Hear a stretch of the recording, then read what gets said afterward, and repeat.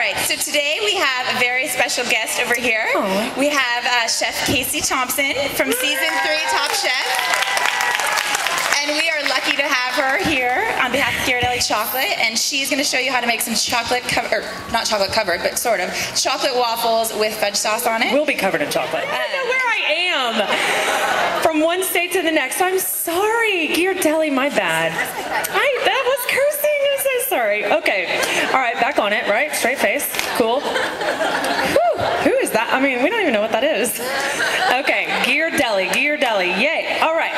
So what we're going to do is we're going to make a chocolate waffle, and we're going to use unsweetened cocoa. We're going to add a little sugar. The reason why we're using this unsweetened cocoa is because we're going to put a sweet chocolate sauce on it. So we're going to use the chocolate all over the place. We're going to talk about the chocolate bar. Fine chocolate, such as Ghiridelli, is when it's over 50% in the cacao, right?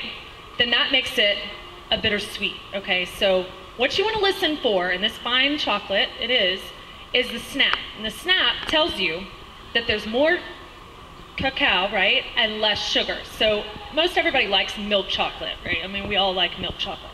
But as your palate gets a little more mature, you start to really find great things about really good dark chocolates. So what you want to do when you get a fine piece of chocolate is you want to feel it. You want to kind of let it melt in your hands. You want to listen for the snap, and this chocolate really does have a loud snap. The louder the snap, the less sugar, right? So that's fine chocolate. When you taste the chocolate, you want to put it in your mouth, and you want to let it melt, you want to let it warm up, and then you want to pick out flavor profiles. Sometimes in chocolate, dark chocolates, you get toasted notes. You really do get that, toasted nuts almost in chocolate. And you will be able to tell flavors in different chocolates. So that it has an even chance to melt, right? So that there's lots of pieces all melting at the same time. If you just threw the bar in there, you'd have a little situation. You don't want burnt chocolate. Just want good chocolate. Stick of butter, so I'm going to drop this in there, let that melt. We're going to put 1.5 cups of sugar, so it's a sweet sauce. I'm going to go right in with that. Okay, so this is our chocolate sauce. We're just going to let this cook, let it melt, and then let's start on the waffles. I keep seeing on this show as well that they're just not doing well in the baking department. And what I think, I was making this recipe actually this morning, and I was talking to the people that were kind of standing around. I was saying, the thing is, we don't like to read recipes as chefs. Like, it's not about reading the recipe. We just kind of want to do it. We want to put our own ingredients in. We want to just kind of make it up as we go. But the thing about baking is it's very serious. I mean, it's like if you put too much of this, little less of that, it's not going to come out right. And that's what happens on the show. We're like, oh, we can make a souffle with chocolate or blue cheese that's way too oily. That there's many different reasons why baking doesn't turn out, but not measuring your ingredients is definitely one of them. That this ingredient actually, put about 1 cup. So 2 cups of flour, 1 cup of cocoa.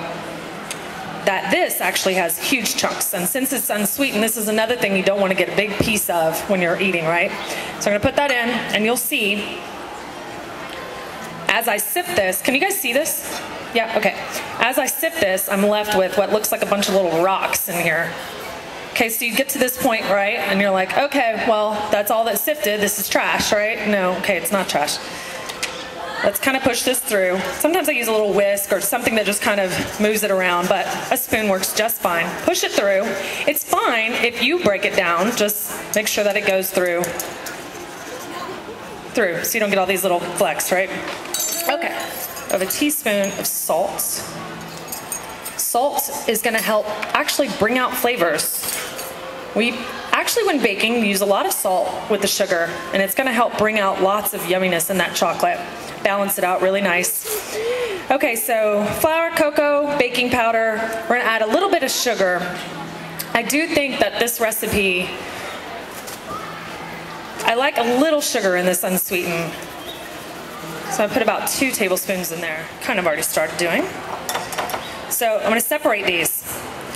egg yolks from the white. And the reason why I'm doing this is because we're gonna fluff up, add some air to these egg whites, and we're gonna make soft peaks out of them. We're gonna fold it into the batter at the end. The reason why we're gonna do that is it's gonna give the waffle lift. It's gonna make it nice and fluffy, which you guys will see.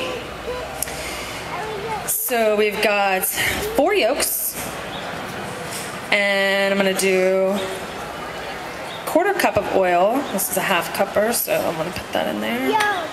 All you wanna do, waffles don't need a whole lot of mixing. You don't have to overbeat this. I'm just doing it with a whisk.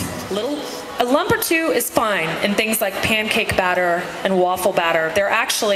It's better if you don't beat it way too much. If you beat it way too much, it's gonna cause it to get tough, okay? So just leave it, all we did was combine it.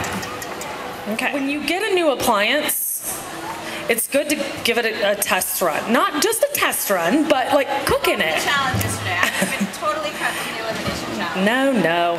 So if you wanted to make this a dessert, you can kind of fancy it up, or you could totally add ice cream. And I was also thinking when I was driving here that bananas would be awesome on this if you did want to do a caramelized banana or just some sliced banana. The chocolate sauce. I thought about maybe adding coffee to this chocolate sauce instead of, or like an espresso, instead of the water, to kind of get a coffee flavor in the chocolate. And then if you were gonna serve these for breakfast, you'd kind of have this coffee take, you know, with your chocolate. So you can do this, right?